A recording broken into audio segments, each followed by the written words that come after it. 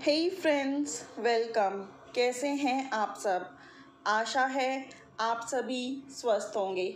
आज की रीडिंग में हम चेक कर रहे हैं कि आपके पर्सन का आपके बिना क्या हाल है, वो अपनी लाइफ में क्या महसूस कर रहे हैं, वो आपके लिए क्या महसूस कर रहे हैं, उनका नेक्स्ट मूव क्या हो सकता है, कब तक हो सकता है, एंड मीनवाइल आप लोगों के लिए क्या गाइडेंस है। रीडिंग टाइमलेस है, जब भी देखेंगे तभी रेजोनेट करेगी, लेकिन साथ ही में जनरल है, कलेक्टिव है। सभी साइंस, सभी जेंडर्स, सभी रिलीजियंस, सभी कास्ट के लोग इस रीडिंग को ओपनली चेक कर सकते हैं। जनरल है तो जनरल की तरह ही चेक कीजिए। अपने पर्सन का नाम सोचिए, कम से कम 3 बार उनका नाम मन में लीजिए एंड वीडियो को प्रॉपर एनर्जी एक्सचेंज करने के लिए लाइक कर दीजिए। So without much further ado let start. हम लोग चेक कर रहे हैं, कुछ कार्ड्स निकालूंगी मैं।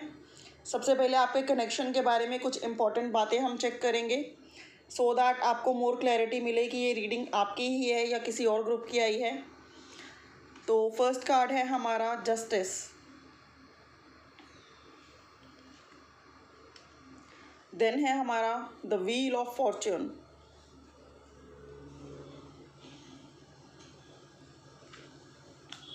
देन है हमारा page of swords. After that 6 of cups and last 2 cards है हमारे 3 of wands and 9 of cups. Okay, तो मैं यहाँ पे प्रॉपर एनर्जी जिसकी कैच कर पा रही हूँ मैं आपको एक्सप्लेन करती हूँ। उससे पहले मैं एक्सप्लेन करूँगी आपको zodiac science, Gemini, Libra and Aquarius, cancer, Pisces and Scorpio, Aries, Leo and Sagittarius. ये इम्पॉर्टेंट ज़ोडिएक्स हो सकते हैं आपके लिए या आपके पर्सन के लिए। नंबर्स की अगर मैं बात करूँ 2, 11, 20, 29, 1, 19, 20 के 10, 3, 12, 21, 30, 9, 18, 27, 6, 15, 24, 3, 4, 13, 31, 22, ये इम्पॉर्टेंट नंबर्स हो सकते हैं आपके लिए या फिर आपके पर्सन के लिए। अब मैं यहाँ पे बताती हूँ कि यहाँ पर क्या सिनारियो मुझे दिखाई देता है। सबसे पहले जस्टिस का कार्ड है एंड कार्ड है द व्हील ऑफ फॉर्च्यून। मैं यहाँ पे स्ट्रांगली फील कर पा रही हूँ कि आप लोगों की मैरिज आपके पर्सन के लिए, आपके पर्सन के साथ हो चुकी है। यहाँ पे मैक्सिमम लोग ऐसे हैं जिनकी वेडिंग उनके पर्सन के साथ हो चुकी है। जस्टिस कार्ड इज इम्प्लाइंग कि आप लोगों की वेडिंग हुई। The wheel of Fortune is implying आप दोनों एक दूसरे के डेस्टाइन्ड पार्टनर बने, एक दूसरे के साथ इस ज़िंदगी को बहुत इन्जॉय करने लगे, काफ़ी हैप्पी रहने लगे। एक दूसरे की साथ आपकी अंडरस्टैंडिंग अच्छी थी, अनकंडीशनल लव था, कंपैटिबिलिटी काफ़ी अच्छी थी एंड चीज़ें बहुत ही स्मूथ जा रही थी।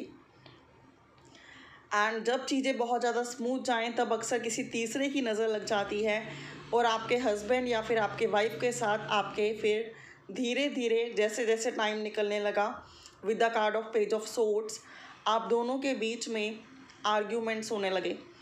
उन आर्ग्यूमेंट्स की कोई मेन वजह, कोई मेन रीज़न नहीं होता था। बेतुकी सी छोटी छोटी सी बातों पर चिड़चिड़ापन रहना, आर्ग्यूमेंट्स हो जाने, मनमुटाव हो जाना, लेकिन तब तक भी चीज़ें सही जा रही थी। जब एक पर्सन नाराज़ हो जाता था तो with the card of 6 of cups दूसरा पर्सन उसको मनाता था, और अगर दूसरा नाराज़ हो जाता था तो पहला उसको मनाता था। आप दोनों डेस्टाइन पार्टनर बने, आप लोगों की वेडिंग हुई, आप लोग हैप्पी मैरिड लाइफ स्पेंड कर रहे थे।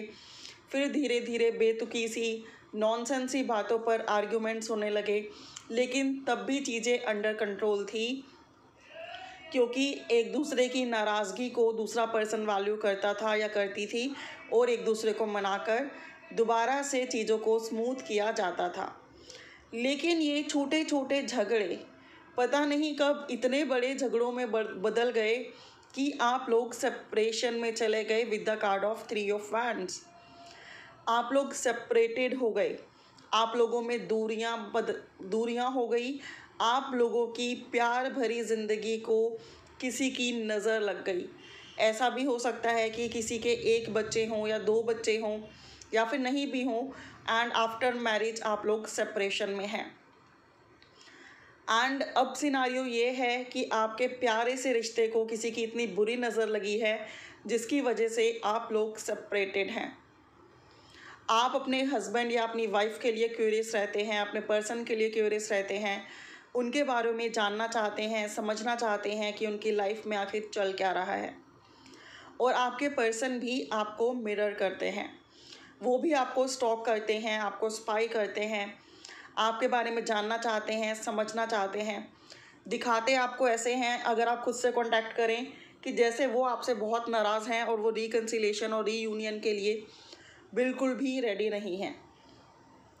लेकिन 9 ऑफ कप्स बताता है कि वो बाय हार्ट आपको बहुत लव करते हैं, लेकिन कहीं ना कहीं उनका ईगो, उनका एटीट्यूड उनको रोक के रखा है, एंड वो चाहते हैं कि आप समझौते के लिए आगे बढ़ो, आप इस रिश्ते में दोबारा से रिकन्सिलेशन करो, रीयूनियन करो, एंड वो अपने एटीट्यूड और अपनी ईगो में बैठे रहें।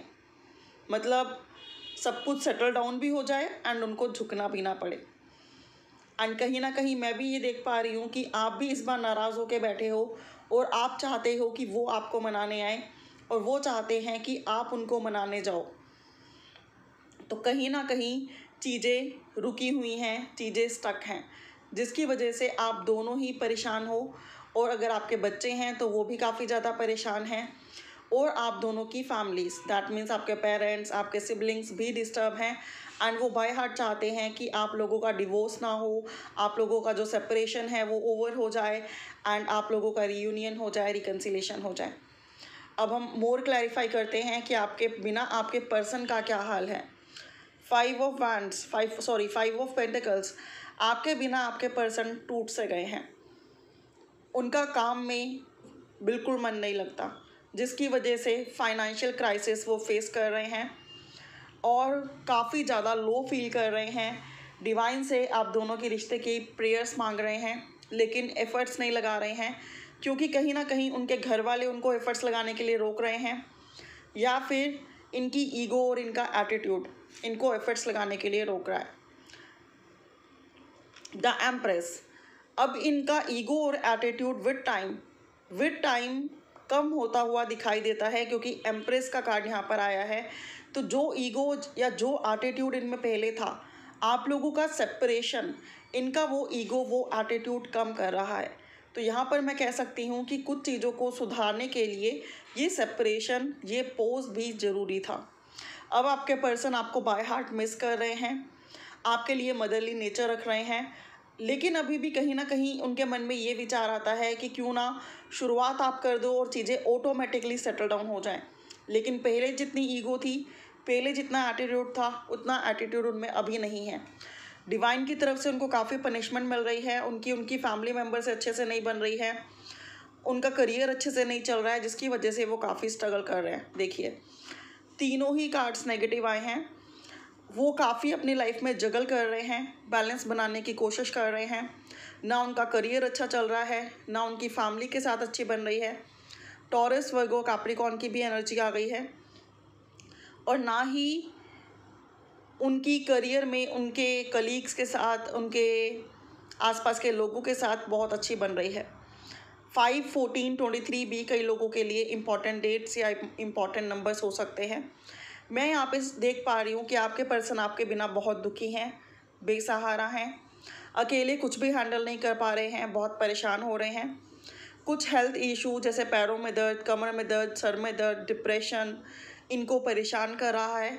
कुछ लोगों के पर्सन पे ब्लैक मैजिक इफ़ेक्ट भी किया हो सकता है, जिसकी वजह से ये पर्सन टोटली टूट चुके हैं, थक चुके हैं, आपको बहुत मिस करते हैं, आपके लिए काइंड हार्टेड हैं, मदरली नेचर रखते हैं, एंड वेट कर रहे हैं उस राइट टाइम का कि जब या तो वो कांटेक्ट कर लें।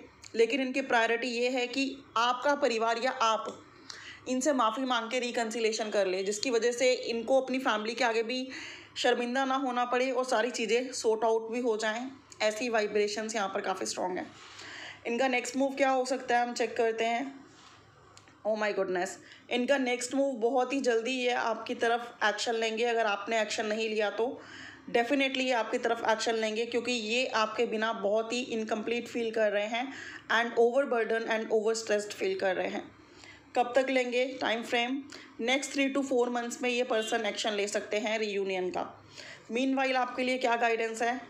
आपके लिए ये गाइडेंस है कि आप गिव अप मत करो, आप पॉजिटिव रहो, कॉन्फिडेंट रहो, और अगर आप अपनी लाइफ में कुछ बेहतरीन करने के लिए एफर्ट्स लगा रहे हो तो उन एफर्ट्स को कंटिन्यू करो।